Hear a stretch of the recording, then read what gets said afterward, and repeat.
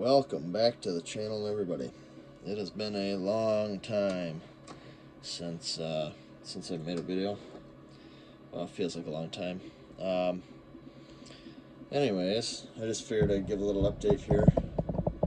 I have a whole carnage down there of shims, and this is only about an eighth of what I've actually printed. These are just the latest few pieces, and I have one more going in the printer here. Let's see if I can spin it around. It looks like it's done, so let's just go ahead and take it out.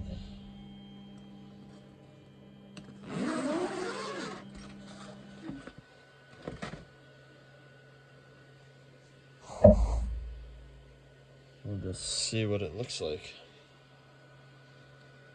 So, let's see if I can first get it off the bed.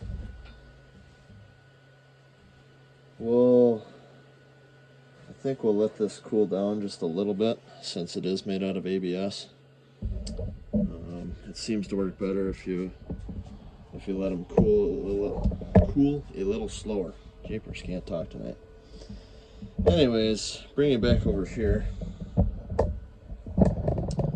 and we'll just take a look at what I got going here.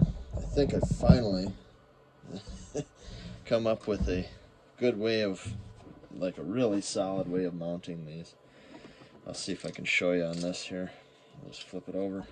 I've got plenty of locomotives here. So, at any rate, what I did was I kept this whole piece on this time, and I screwed right through. I drilled and tapped a 256 screw, and then I cut it off flush on the back side, or I will. And then what I did was, and you can't actually see it because I have the coupler on there, but through this hole, that center hole right there, I drilled and tapped another 256 screw down through, so that there's actually two screws in it that are holding it solid, and then the shim is up on top, so you can see that screw sticking out here. I gotta nip that off, and then here's that other screw back here. Again, I'll nip these off with the Dremel, but it makes a very solid coupler mount. And we'll just get some of this stuff out of the way here. Oh yeah, always wish that you had a bigger workbench. Bring this in, and we'll just test our coupler height here. So we're a little bit tall, but you can also see on this one, and I'm not sure why this is, but that frame, like from right here all the way out, swoops way up whenever you take the shell off. So when I put that shell on, I'm sure it'll be right where it needs to be. Like I said, it seems to do something like this, so if we're on there, get that shell rough, straighten out, we should be right where we need to be then for coupler height. Again, I'm not sure why on this one it does that, because it doesn't appear to do that on the other ones. In fact, this one's maybe even swooped down a little bit. So again, it's just a stamped sheet metal frame, so they do have flex in them. But that's a little bit of what I've been working on the workbench here. Again, it's taken me quite some time to, let me see if I can loosen this a little bit. Sorry for the shakes. It's been a while since I made a video. So anyways, I'm thinking that this is going to be the way to go.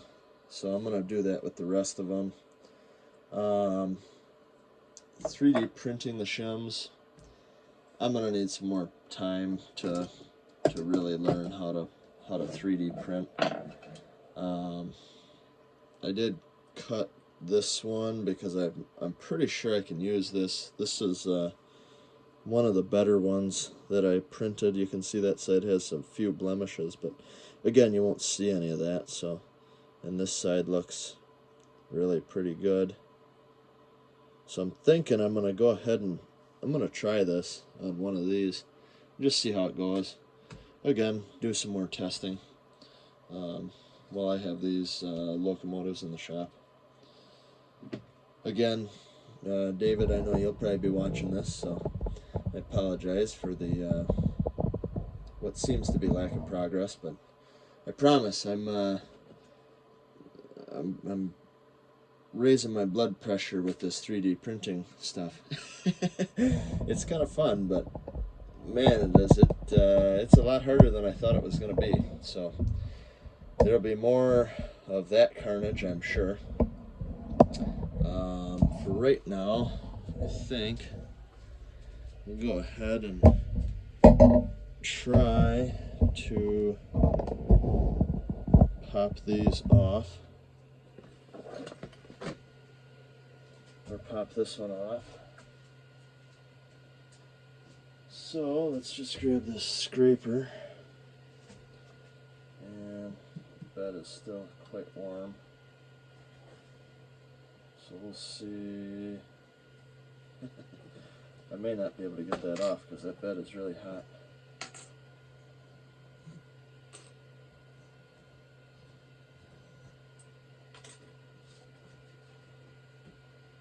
Whew, man. It's quite warm. So you can see I had a little bit of warping on this side, and that's what I'm trying to fix with this whole 3D printing thing. This is an old bed because I had one stick so bad that it peeled the actual bed up. So anyways, I do have a new bed on order, something that I need to get. But it should, if I did anything correctly, kind of just peel up like that. And you gotta clean off all this stuff in between prints too. So again, it takes a little more time than what I thought it would. But I don't know. I'm thinking that I may be able to use this one as well. This is actually a pretty good print, to be quite honest. This is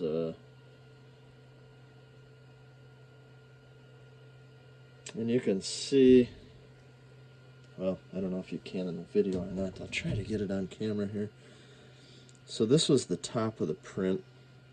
You can see it's still a little bit rough, so I have some little bit of tweaking to do with the settings, but all in all, that's really not all that bad.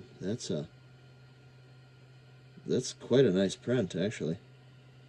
I think I'm gonna call this one a win in my books. Oops.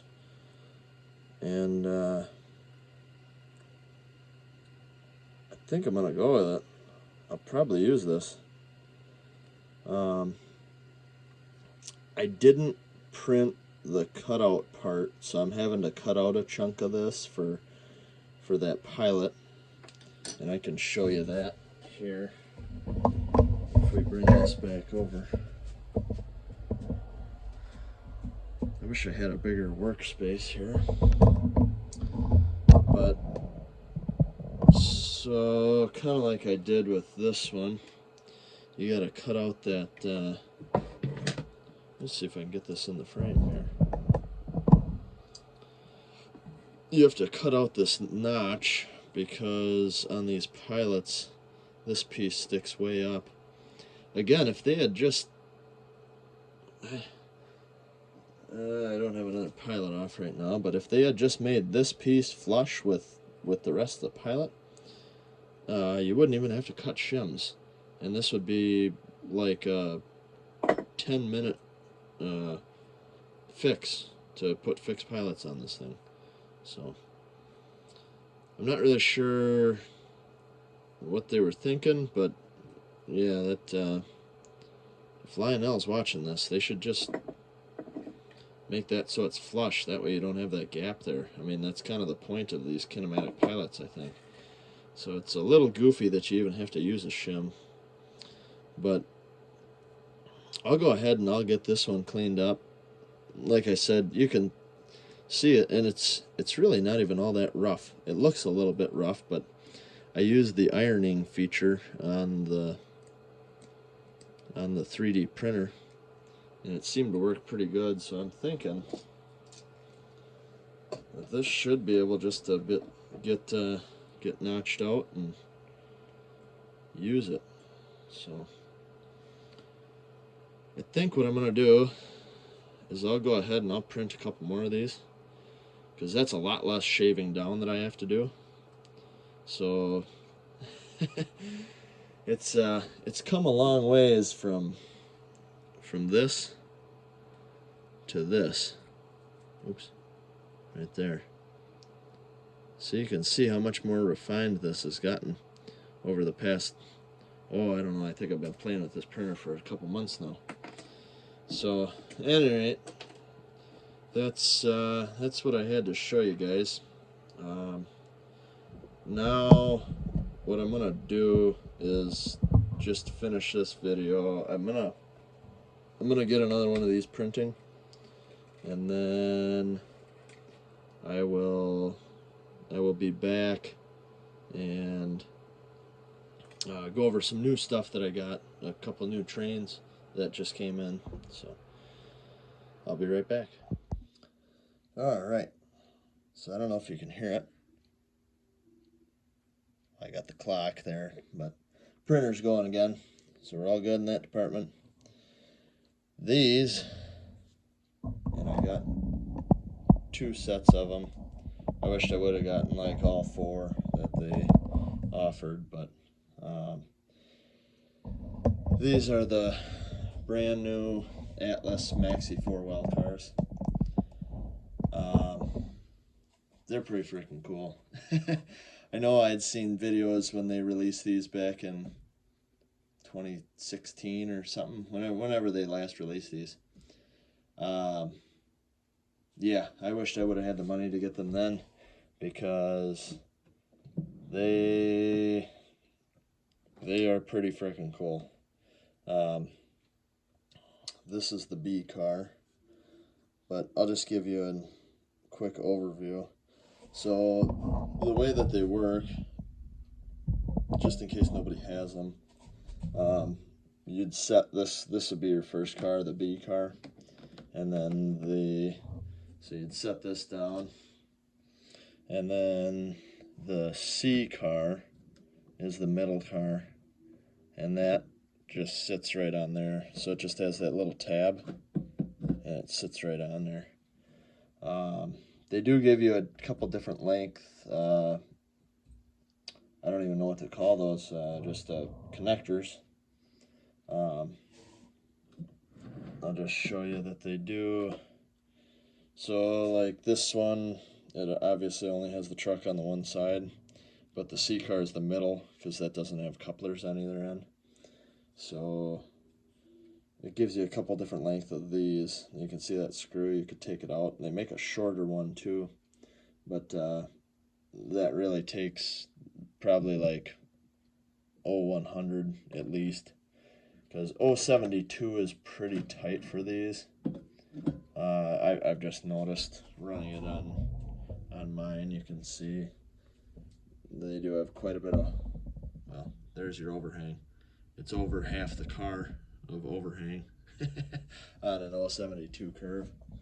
So the only thing that sucks about these is that it's like $300 for the 3 cars, and it doesn't come with any containers. And then Atlas goes and sells the containers for like 35 bucks a piece. So I'd need like 12 containers to fill just these 6 cars. And you can see it's not many cars. And that's like, what is that? Like another $400, over $400 for just plastic containers. So I have another plan. And it does not involve the 3D printer because it's not big enough to print 53-foot containers. I'm just going to fabricate some out of wood, and then I will scribe what looks like ribs into them, and then maybe, I don't know, add some little detail parts out of styrene or something. That's my plan. Anyways, I'll have to see how that works, but there's plenty of reviews of these out there. They make it really easy to, I'll show you here on this car, because it just has the one end. So this is the rear car, the A, but all you do is you pop your truck off, and that's right there, and then the coupler pops off. So this design is a lot better than MTH's because you don't have to take the truck apart, especially since these are sprung. So it really sucks to have to take sprung trucks apart. So that's something good that Atlas did with these. And then you just attach the holes are already drilled for it, so you just attach your KD with a whatever size shim you need, and it's done. So I think these cars took me all of like 10 minutes to do all 4. And there's only 4 couplers, obviously. It's a set of 3 cars, but just couplers on each end. So etched metal walkways, you can see those look pretty cool. Several of these walkways were loose in the box, and you can actually see they do come off of there pretty easily. They just have those little tiny tabs on the end that sit into those holes, and that's what holds them on. So several of them I took a little CA glue, and because they were just too loose, and I just dotted the holes and put them in there so they don't move around. Another thing was a couple of these handrails on, I believe it was on this car, I actually had to glue back on because they were popped off. But at least they weren't missing. Like I said, no big deal, just a little CA glue. But they are very fragile because they have a lot of added on detail parts. I mean, this is all die cast metal, the whole frame. I don't think there's any plastic on these. At least I haven't found any, except for my styrene shim that's for the coupler there. So my styrene shim is just about the only plastic I think that I've found on the cars, which is pretty cool, and that probably explains the price tag. So, but again, I don't know. Me not being made of money, I really want the intermodal cars because that's what I see the new, the ES44s and the SD70s hauling. So I really wanted to get or start getting stack cars, but again, the whole containers being 35, 40 bucks a piece for just a single container, and each car holds 2, is a little disappointing, being that they're just plastic containers. So anyways, I'm sure people will buy them. I'm sure I'll probably buy a couple of them, but for now I'm gonna just try to make them out of wood because, well, that's what I do for a living, is make things out of wood. So build houses and stuff. So I'm pretty confident that I can make a couple of containers that look pretty darn good. anyways, I've only got the two. So the Maxi 4s are the 3-car setups for the 53-foot containers, and they're pretty much what's used today on the main line. And I'm thinking that they look pretty darn good with the ES44 here. I really, really want to get an SD70 Ace now to go along with this ES44. I just think it would look freaking cool. So, anyways, I'm hoping to get, well, it would be nice to get 12, 15. Sure, it'd be nice to have 30 of these, but at $300 for 3 cars, or for one set of these Maxi 4 well cars, maybe several $1,000s in just well cars without containers. So, Atlas, you need to make like a discount for buying a bunch of containers. Anyways, or make just a cheaper container that maybe doesn't quite look as nice, maybe with just molded in details, because let's be honest, I'm going to weather them pretty heavy, because a lot of containers that you see nowadays are all rusted. So I don't know, I just personally don't need all the added on detail. Yeah, it looks nice, but I mean, really, with the weathering, you can make molded in details look pretty good. So I got those, and then my third rail SD40-2 will be here soon. I know I posted a short, possibly a video on these log cars, and those are really cool.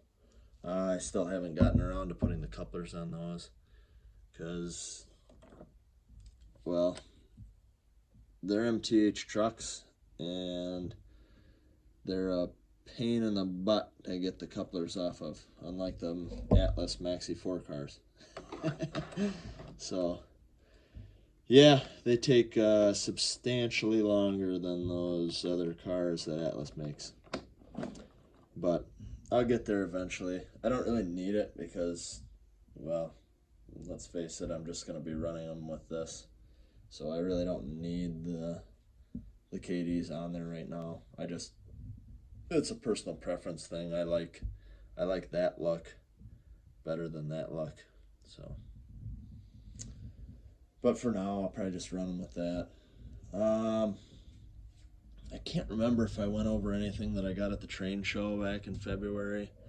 I got some cows and basically just some scenery stuff. I got this pretty cool little truck here. I'm into the older vehicles, so that'll go along well with the old pickup truck here, the old Redding pickup. And then, what else? I got this switch installed, and not hooked up to the Tortoise yet. That's still in the old location. I gotta move it over here. So, but that seems to work nice. It looks a little bit different than the rest of the track, but I like the quality of these. They seem to have good conductivity too, being that they're the hollow rail style versus the solid. I've noticed that I've added quite a few leads in here. I had to add, and you can't hardly tell, but I added a lead right there and right there, because this spot was giving me troubles. It's not anymore. And then I also added a couple of leads down there. So I have leads on either side of the switch, all 3 points, right there, and then leads down there, and one in between here. So good running now. I just got to put that last piece of track in. Trying to think if there's anything else. I really haven't done anything down here in the past 3 months. I've been trying to 3D print a little bit, but other than messing around with that 3D printer pretty heavily, yeah, I haven't done anything with the trains. Actually, this weekend was the first time I ran anything in probably 3 months. So, I guess saying a lot because I really don't have much else to say. Haven't done much, but I'll get back into it here and find some more time eventually. And I'm looking at possibly making this just the spur and continuing this loop all the way around and connecting it back to here. So if I do that, I'll have a really long passing siding then that I could actually fit a whole train in. Like I could fit this whole Milwaukee Road train in there, and probably even more than that.